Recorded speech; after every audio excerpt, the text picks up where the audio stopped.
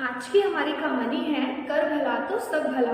Means अगर हम कभी किसी का भला करते हैं तो कभी हमारा बुरा नहीं होता, हमेशा हमारा भी अच्छा ही होता है। तो हमें हमेशा सबके साथ भला ही यानी अच्छाई ही करनी चाहिए।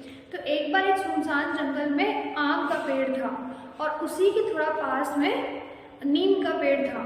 जो नीम का पेड़ था वो बहुत ही घना और ऊंचा था और इसी चीज़ का उसको बहुत ज़्यादा घमंड था कि मैं कितना घना और ऊंचा हूँ।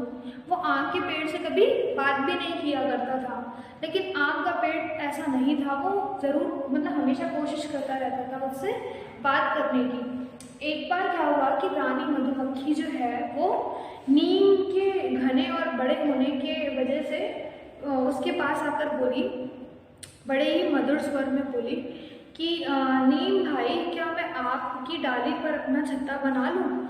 क्योंकि आपकी डाली बहुत ऊंची है, वहाँ मेरा जो छत्ता है वो बहुत सुरक्षित रहेगा, मीन्स उसको कोई प्रॉब्लम नहीं होगी। तो नीम के पेड़ ने बिल्कुल साफ मना कर दिया। रानी मधुमक्खी ने उससे हाथ जोड़कर प्रार्थना करके उससे गिड़गिड़ा कर बोला कि नहीं, मुझे प्लीज़ मुझे बनाने दीजिए। लेकिन उसके बाद में उसने क्या, नीम के पेड़ को इतना घमंड था अपने ऊपर, उसने उसको बनाने नहीं दिया छत्ता। तो वहीं पास में आम का पेड़ भी था। तो फिर रानी मधुमक्खी आम के पेड़ के पास गई। उसने आम के पेड़ से कहा कि आम भाई, क्या मैं आपकी शाखा पर अपना छत्ता बना सकती हूँ? तो जो आम का पेड़ था उसने बड़ी ही खुशी के साथ रानी मधुमक्खी को हाँ बोल दिया कि आप मेरी शाखा पर आकर अपना छत्ता बना सकते हो। तो फिर जो मजदूर मधुमक्खियाँ थी ना, क्योंकि वो तो रानी मधुमक्खी थी, उसके नीचे जो मजदूर मधुमक्खियाँ थी उन्होंने जल्दी से रस लाकर इकट्ठा करना शुरू कर दिया और अपना छत्ता बना लिया। तो फिर क्या हुआ कि आम ने नीम के पेड़ से पूछा कि आपने रानी मधुमक्खी को मना क्यों कर दिया? हमें तो एक दूसरे की हेल्प करनी चाहिए। तो जो नीम का पेड़ था वो बड़ा ही अकड़ते हुए बोला कि अपनी सीख अपने पास ही रखो, मुझे ज़रूरत नहीं है तुम्हारी सीख की। फिर आम के पेड़ ने कुछ नहीं कहा। फिर क्या हुआ कि कुछ आदमी जो थे ना वो वहाँ से ही गुजर रहे थे, कुछ 2-3 आदमी कुल्हाड़ी लेकर। तो उन्होंने नीम के पेड़ को देखकर कहा कि ये कितना बड़ा और कितना टहनियों वाला पेड़ है, इसकी जो टहनियाँ है ना वो काट कर हम ले जाएंगे, कल आएंगे हम लोग और टहनियाँ काट के ले जाएंगे।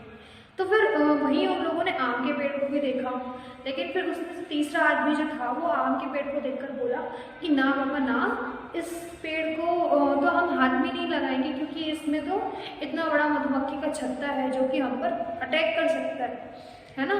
तो फिर क्या हुआ कि नेक्स्ट मॉर्निंग नीम का पेड़ ये सारी बातें सुन चुका था और उसको इतनी घबराहट होने लगी, वो इतना थर-थर कांपने लग गया।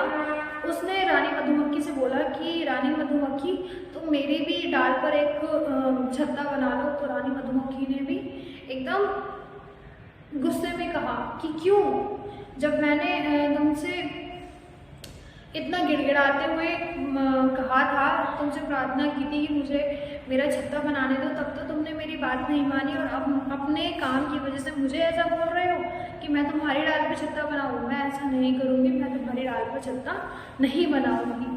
फिर नेक्स्ट मॉर्निंग, क्योंकि नीम का पेड़ बहुत ज़्यादा डर चुका था, नेक्स्ट मॉर्निंग वो आदमी आए और जैसे ही उन्होंने नीम के पेड़ पर अपनी कुल्हाड़ी से प्रहार किया, बहुत सारी मधुमक्खियाँ जो थी वो उसके ऊपर उन्होंने अटैक कर दिया और वो लोग वहाँ से चले गए अपनी जान बचाकर।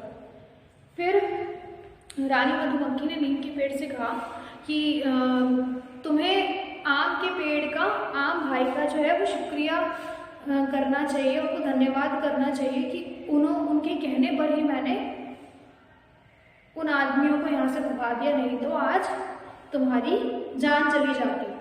तब आम के पेड़ ने नीम से कहा कि हमेशा हमें दूसरों की सहायता करनी चाहिए, दूसरों को साथ देने पर वो भी हमें क्या होते हैं, हमेशा हमारी जब भी हमें काम पड़ता है वो क्या करते हैं, वो भी हमारी हेल्प करने के लिए तैयार रहते हैं। अगर हम किसी की हेल्प नहीं करेंगे तो कोई हमारी भी हेल्प नहीं करेगा। तो हमेशा दूसरों की हेल्प करते रहना चाहिए। So thank you and have a nice day.